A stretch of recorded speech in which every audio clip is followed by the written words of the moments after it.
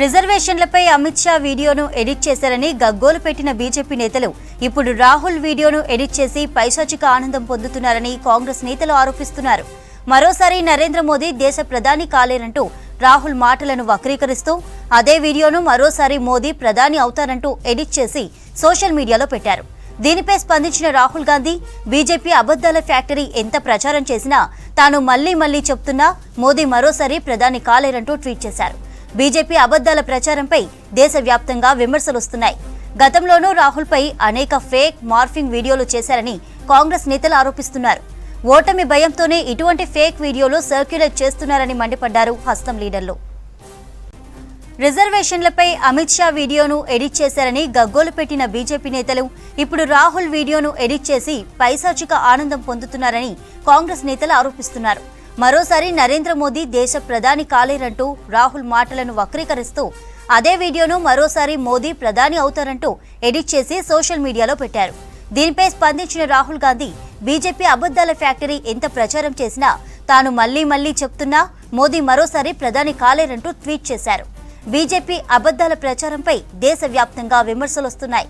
గతంలోనూ రాహుల్పై అనేక fake morphing వీడియోలు చేశారని కాంగ్రెస్ నేతలు ఆరోపిస్తున్నారు. ఓటమి భయంతోనే ఇటువంటి ఫేక్ వీడియోలు సర్క్యులేట్ చేస్తున్నారని మండిపడ్డారు హస్తం లీడర్లు.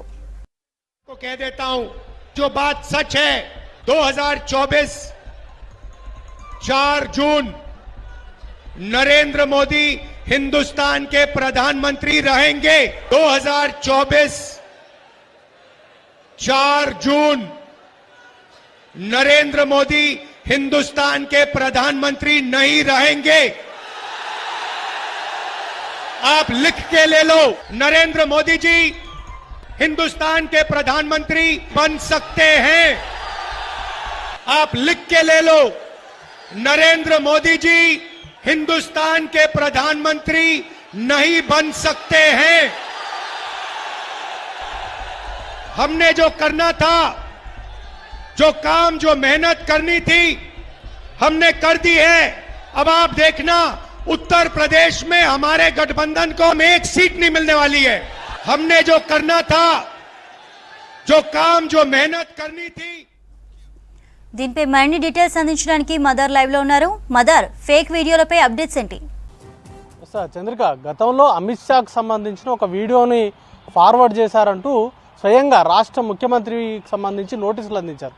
ఢిల్లీకి సంబంధించిన సైబర్ క్రైమ్కి సంబంధించిన పోలీసులు ఏకంగా కేంద్ర హోంశాఖ ఫిర్యాదుతోటి రంగంలోకి దిగి దానికి సంబంధించి కొంతమంది కాంగ్రెస్ నేతలకు నోటీసులు ఇచ్చారు. అలాగే ఒక వాట్సాప్ గ్రూప్కు సంబంధించిన అడ్మిన్ని అరెస్ట్ చేశారు. ఇటీవల ఆయన కోర్టు తీర్పుతోటి ఆయన విడుదల కూడా అయ్యారు. అయితే ఫేక్ వీడియోలకు సంబంధించి బీజేపీ నాయకులు చేసినటువంటి రచ్చ మనం గతంలో చూసాము. కానీ అసలు ఆ ఫేక్ వీడియోలను తయారు చేసింది, ఫస్ట్ ఫార్వర్డ్ చేసిందే బీజేపీకి సంబంధించిన నేతలు అంటూ కూడా కాంగ్రెస్ పార్టీకి సంబంధించిన నేతలు విమర్శలు చేస్తూ ఉన్నారు. తాజాగా రాహుల్ గాంధీ యూపీలో పర్యటించినటువంటి సందర్భంలో ఒక బహిరంగ సభలో ఆయన మాట్లాడినటువంటి వీడియోని వారికి నచ్చినట్టుగా, వారికి అనుకూలంగా, బీజేపీకి సంబంధించిన నేతలకు అనుకూలంగా దాన్ని ఎడిట్ చేసి దాన్ని వైరల్ చేసేటువంటి ప్రయత్నం చేశారు. రాహుల్ గాంధీయే స్వయంగా చెప్తున్నారు, జూన్ 4 తర్వాత ప్రధానిగా నరేంద్ర మోడీ బాధ్యతలు చేపడతారంటూ స్వయంగా రాహుల్ గాంధీయే చెప్తున్నారంటూ కూడా ఆయనకు సంబంధించి ఒక వీడియోని ఎడిట్ చేసి, ఫేక్గా ఎడిట్ చేసి ఆయన అన్నటువంటి మాటలను అన్నట్టుగా చిత్రీకరించి వాటిని వైరల్ చేశారు. వాటికి సంబంధించినటువంటి అంశాన్ని కాంగ్రెస్ పార్టీ కొద్దిసేపటి క్రితమే ట్విట్టర్ హ్యాండిల్లో అఫీషియల్గా పోస్ట్ చేసింది.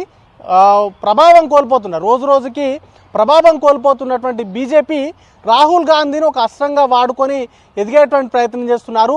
రాహుల్ గాంధీ అన్నటువంటి మాటల్ని అన్నట్టుగా తనకు సంబంధించినటువంటి ఫేక్ న్యూస్ ఫ్యాక్టరీ, బీజేపీకి సంబంధించిన నాయకుల్ని, రాజకీయాల్లో రాజకీయ విశ్లేషకులు కావచ్చు, లేకపోతే ప్రత్యర్థి పార్టీలు ఫేక్ యూనివర్సిటీకి సంబంధించిన నాయకులు అంటూ కూడా విమర్శలు చేస్తూ ఉంటారు.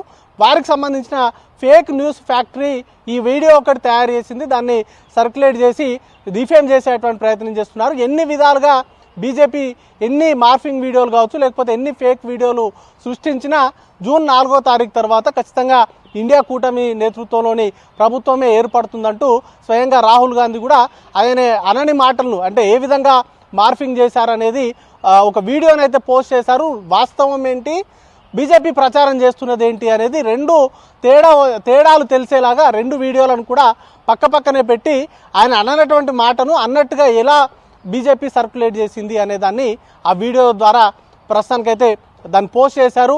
బీజేపీ ఎంత ప్రయత్నం చేసినా ఖచ్చితంగా జూన్ 4 తర్వాత ఏర్పడేది ఇండియా కూటమిలోని ప్రభుత్వమే. ఇండియా కూటమికి సంబంధించిన ప్రాబల్యం అనేది కూడా ఒక తుఫాన్ లాగా దేశమంతా కూడా విస్తరించింది. దాన్ని అడ్డుకోవడానికే బీజేపీ ఈ కుటిల ప్రయత్నాలన్నీ కూడా చేస్తుందనేటువంటి ఆరోపణలు కాంగ్రెస్ పార్టీ నుంచి వస్తున్నాయి. ఈ ఫేక్ వీడియోలకు సంబంధించి కేవలం ఒక అమిత్ షాకు సంబంధించిన ఒక వీడియోకు సంబంధించినటువంటి విషయంలోనే అంతా నానా చేసినటువంటి బీజేపీ నాయకులు అసలు మొదటి నుండి కూడా 2014 ఎన్నికలప్పటి నుంచి కూడా రాహుల్ గాంధీని టార్గెట్ చేసుకొని అనేక మార్ఫింగ్ వీడియోలు కావచ్చు, లేకపోతే అనేక ఫేక్ వీడియోలను సర్క్యులేట్ చేశారు.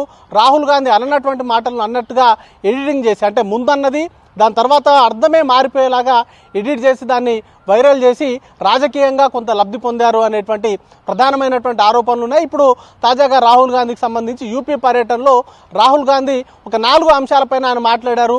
వాటిలో ఒకటి జూన్ 4 తర్వాత ప్రధాని నరేంద్ర మోడీ కాలేడు అనేటువంటి కామెంట్స్ని మార్చారు. దాంతోపాటు యూపీలో కూటమికి సంబంధించినటువంటి పార్టీకి సుమారు 50కి పైగా సీట్లు వస్తుంది అనేటువంటి కామెంట్ని మార్చి అసలు కూటమికి సంబంధించి ఒక్క సీటు కూడా రాదు అన్నట్టుగా రాహుల్ గాంధీ అన్నట్టుగా ఎడిట్ చేసినటువంటి వీడియోనైతే పోస్ట్ చేశారు. వాటికి కౌంటర్గా కాంగ్రెస్ పార్టీ అసలు వీడియో ఏంటి, బీజేపీ ప్రచారం చేస్తున్న వీడియో ఏంటి, వీటికి సంబంధించి బీజేపీ నాయకత్వం ఏం చెప్తుంది అనేటువంటి క్వశ్చన్స్ అయితే రేజ్ చేస్తుంది. కేవలం అమిత్ షాకు సంబంధించినటువంటి వీడియో పైన వేగంగా దర్యాప్తు చేపట్టినటువంటి అధికారులు అలాగే కాంగ్రెస్ పార్టీకి సంబంధించిన నాయకులపైన కావచ్చు, లేకపోతే రాహుల్ గాంధీని టార్గెట్ చేసుకుంటూ రాహుల్ గాంధీకి సంబంధించిన వీడియోలో వైరల్ చేస్తున్నటువంటి వారిపైన ఎందుకు చర్యలు తీసుకోవట్లేదు అనేటువంటి క్వశ్చన్స్ కూడా రేజ్ అవుతున్నాయి.